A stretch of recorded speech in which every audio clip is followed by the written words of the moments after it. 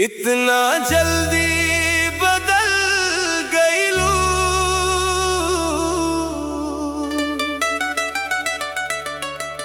लगता दूसरा से पट गईलू।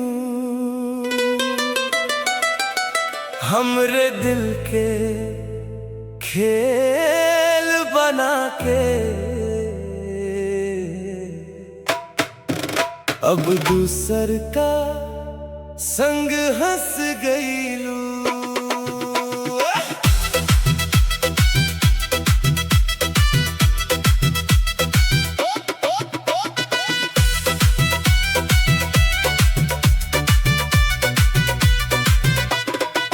कसम खैले रहे साथ निभैबू, 7 जन्म तक हाथ थमैबू। आज वही हाथ छूट गईल, काहे हमसे दूर हो गईलू। मोबाइलवा पे बिजी रहेलू, हमसे बात ना करेलू। स्टेटस में दिलवा बनवले बाड़ू, नाम किसी औरी के लिखवले बाड़ू। इतना जल्दी बदल गईलू, लगता दूसरा से पट गईलू। हम ता तोहरा पे जान लुटवनी, तू हमके ही ठग गईलू।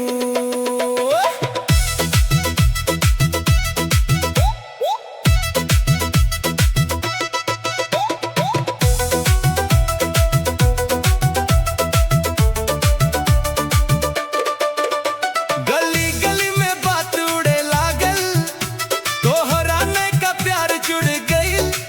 हम ता बस तमाशा बन के रह गईनी, दिलवा हमार त टूट गईल।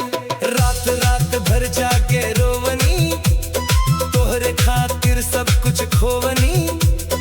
अब तू हंस के भूल गईलू, हमरे जख्म पे नमक छिड़क गईलू। काहे जान धोखा दे दिहलू, सपना सबके तोड़ दिहलू। सच्चा प्यार के कदर ना कैलू, हमके तन्हा छोड़ दिहलू।